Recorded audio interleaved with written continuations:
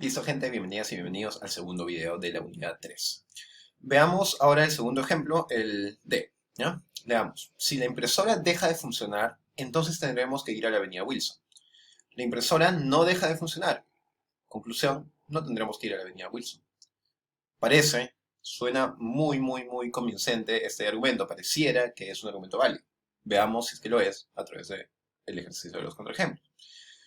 Hagamos el patrón D. El patrón D, en este caso, es un patrón que reemplaza oraciones simples por letras P, Q, R, ¿no? ¿Por qué? Porque en este caso no aparece, al igual que en la C, este tipo de marcas que cuantifican sobre individuos, ¿no? Que usan relaciones entre individuos y conjuntos o entre conjuntos relacionados con ellos, como lo hemos visto acá. En este caso lo que tenemos es más bien una relación entre oraciones a través de palabras como estas. Sí, entonces. ¿No? Entonces lo voy a marcar para que recordemos que este tipo de marcas, o esta como el no, o esta como el no, son marcas de relevancia lógica o marcas lógicas simplemente, pero que conectan oraciones, explican relaciones entre oraciones. Entonces aquí vamos a reemplazar las oraciones simples como estas por letras P, Q, R. ¿Sí? Veamos, si la impresora deja de funcionar, pongo si P, es decir, mi primera oración. Le estoy asignando este nombre P a la primera oración, que sería la impresora deja de funcionar. Pues aquí tengo mi oración P. Tendremos que ir a la avenida Wilson. Esa es una oración distinta, con un sentido distinto a la impresora deja de funcionar, así que tengo que representarla por una letra distinta, ¿no? En este caso será mi letra Q. Luego, la impresora no deja de funcionar. Aquí hay un no, que es el que está representado ahí, y la impresora deja de funcionar sería la oración que está afectada por ese no, que es la oración P, la que hemos decidido arriba llamarle P. Y finalmente abajo dice, no, tendremos que ir a la avenida Wilson, tendremos que ir a la avenida Wilson, era Q, entonces aquí sería Q también, ¿no? Tenemos listo el patrón D. Ahora veamos si es que podemos crear un contraejemplo para ver y demostrar que esto es inválido, porque efectivamente es inválido, a pesar de que suena válido, ¿ya? Y aquí lo vamos a ver explicitado de una manera muy evidente. Primero, primera premisa. La primera premisa tiene esta estructura, si P entonces Q, y ahí va a haber un pequeño, digamos, problemita que quizás va a aparecer en sus mentes, y es cómo determinamos que una oración con esa estructura, si entonces, es verdadera efectivamente. ¿Cómo lo hacemos? Porque cuando es una oración simple, como digamos César Vallejo es médico, si tuviéramos esa oración, es fácil de decirlo. Es verdadera si es que en el mundo existe un ente llamado César Vallejo y ese ente es además médico, ¿no? Pero el problema con esto, de si César Vallejo es médico, entonces es humano, o cualquiera que tenga esta estructura, es que en verdad no está afirmando ni la oración P ni la oración Q, y por lo tanto la verdad de esas oraciones, o de más bien de esta oración que une esas dos a través del sí entonces, no tiene que ver con corroborar si esas oraciones se corresponden en el mundo, sino más bien tiene que ver con corroborar la relación, y ver si esa relación se cumple realmente. Entonces, en el caso de las oraciones con esa estructura, sí, entonces les dejo un tip. ¿Cómo determinar si es verdadera? Ya que es una relación, la manera en que determinamos que sea verdadera efectivamente va a ser dando una pequeña vuelta para llegar a la respuesta de si es efectivamente verdadera o no. Ese giro está explicado acá. La pregunta que se tiene que hacer para determinar si una oración de esa estructura es verdadera es preguntarse si es posible que la primera oración, la que está al lado del sí y antes del entonces, es posible que sea verdadera. Tengo que preguntarme si es posible que esa sea verdadera y que la otra oración al mismo tiempo sea falsa. ¿Ok? Si es que es posible eso, entonces la oración no es efectivamente verdadera. ¿Ya? Porque la relación que establece ese sí entonces es una relación que te dice que si se cumpliera, o si asumimos que se cumple uno, entonces necesariamente se cumplirá dos. Si es que es posible que la uno sea verdadera y la dos sea falsa al mismo tiempo, entonces no se cumple esa relación, por lo tanto la relación establecida por esa oración es falsa, por la oración completa. Ahora, si no es posible que uno sea verdadera y dos falsa al mismo tiempo, entonces la oración es necesariamente verdadera, es tautológica. Es decir, esta relación es necesaria. Ahora, lo importante es que si es una relación necesaria, eso implica que efectivamente, o sea, en nuestro estado del mundo también lo será, porque nuestro estado del mundo está dentro de las opciones que está abarcada dentro de la noción de necesidad. Es decir, Si una oración de ese tipo es necesaria, tautológica, entonces efectivamente también será verdadero en nuestro mundo, porque es necesario. No, y nuestro mundo está dentro de esos mundos posibles. ¿Sí? Entonces, tenemos que hacernos esa pregunta y si es que la respuesta es no es posible, entonces tendremos una oración del tipo sí, entonces, que es verdadera. Por ejemplo, esta. Ahí quizás suena un poco más raro porque es todo darle una vuelta, pero en verdad en el momento de analizar y crear el contraejemplo es mucho más sencillo. Por ejemplo, para crear una oración sí, entonces P, que tiene, o si P, entonces Q, que tiene esa propiedad de ser falsa, digo, de ser verdadera, tengo que pensar esto. Si César Vallejo es médico, por ejemplo, que en este caso representaría mi P, si acepto que César Vallejo es verdadero, una oración verdadera, puedo pensar que César Vallejo es humano, la oración Q es falsa. ¿Puedo pensar esas dos cosas juntas? Que esta es verdadera y que esta es falsa. César Vallejo podría ser médico sin ser humano, y ahí está la cuestión. Por definición, no podría serlo.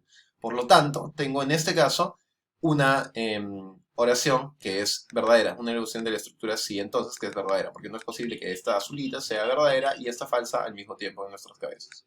Entonces, ya pudimos determinar que esa es verdadera. Segunda oración. La segunda oración era P, esta de acá, pero negada. Entonces, aquí también vamos a ver que eso es lo que hemos determinado. Tengo aquí la oración P, está negada, tiene el no ahí, y finalmente la última oración dice César Vallejo no es humano, y aquí, claro, hay que determinar que esta oración está negada por ese no,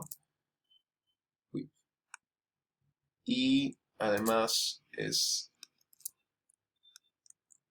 digamos, aquí tengo al sujeto tácito, ¿no? Que es César Vallejo, para que quede clarísimo, es la misma oración. Listo. Muy bien. Tenemos entonces ya la oración respetando ese, digo, el ejemplo del patrón D. Corroboremos si se cumple con las propiedades del contraejemplo. Ya vimos que esta es efectivamente verdadera, veamos si esta es efectivamente verdadera. César Vallejo no es médico. Efectivamente verdadera, Vallejo no es médico. Conclusión, César Vallejo no es humano. Uy, ahí hay un problema, porque eso es evidentemente falso. Entonces tengo dos premisas que son verdaderas y la conclusión efectivamente falsa. Por lo tanto, tengo el caso de un contraejemplo, ¿no? Y por lo tanto, D es inválido. Siguiente ejemplo.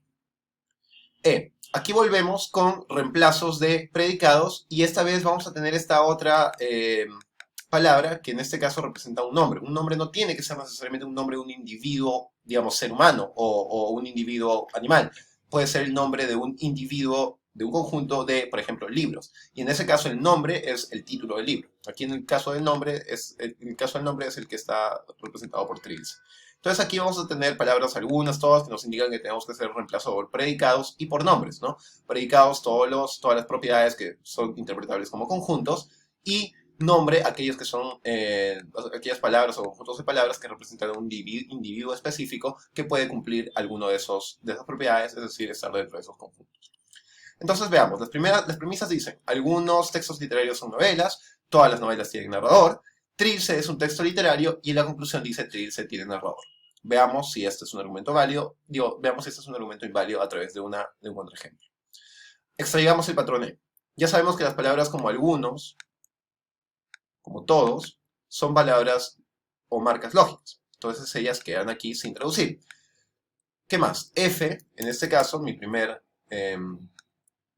letra, representará al primer predicado, que es el conjunto de los textos literarios. El segundo, G. Este G representará a un segundo predicado, que es el conjunto de las novelas. Luego, las novelas se repiten acá, todas las novelas. Entonces aquí tenemos otra vez a G. Y luego tenemos que estas novelas cumplen otro predicado, están dentro de un conjunto más grande, el de tener narrador, ¿no? Entonces aquí vamos a poner el conjunto de las cosas que tienen narrador. Y ahí les vamos a poner son H, ¿no? Dense cuenta que no tiene que haber un verbo ser conjugado como si lo es aquí, digamos, pero por ejemplo no tiene que haberlo para que una entidad sea un predicado. Un predicado puede tener otro verbo conjugado, no necesariamente el verbo ser. Pero cuando representamos el patrón, ahí sí simplemente nos quedamos con el verbo ser porque eso nos permite, digamos, hacer un patrón que es el mismo para todos, ¿no? Es un acuerdo de notación el utilizar el verbo ser, a pesar de que tengamos un predicado que utiliza otro verbo, simplemente por cuestiones de economía representacional. A sería en este caso mi único nombre del ejercicio, por el cual reemplazo por la letra A, ¿no? Las letras son A, B, C, D minúsculas, y en este caso aparece dos veces, en la premisa 3 y en la conclusión. Finalmente, los F se repiten acá porque son textos literarios, ¿no? Y claro, entonces tendríamos que aquí el F se repite. Y finalmente en la conclusión tengo A, el nombre, y tengo H, la propiedad que aparecía en el predicado, en la premisa 2 al final, ¿no? Entonces tendría que ponerlo con este colorcito. Y listo, ahí queda. Ahora veamos si es que se puede hacer un contraejemplo. Por ejemplo, algunos mamíferos son ovíparos. Evidentemente, verdadero. ¿Por qué? Porque existe, por ejemplo, las equidnas y los, ¿cómo se llaman esos que son más conocidos? Los ornitorrincos, que son mamíferos que ponen huevos. ¿Ya? Si quieren pueden buscarlo en Wikipedia. Existen esos animales que son mamíferos y ponen huevos. Ahora, todos los ovíparos ponen huevos, evidentemente, es una parte de la definición del ser ovíparo el poner huevos, así que no hay manera que eso sea falso. Premisa 3, Keiko. Estoy hablando de Keiko Fujimori. Si quieren aquí voy a poner el nombre para que quede claro. Keiko Fujimori, de quien estamos hablando, es un mamífero. Eso también es evidentemente verdadero. No hay forma que Keiko Fujimori, siendo líderes en el estado del mundo efectivo, no sea un mamífero. Conclusión. Keiko Fujimori pone huevos. Se está respetando este patrón. Y se está diciendo algo que es evidentemente falso. Keiko Fujimori es un mamífero, pero no pone huevos.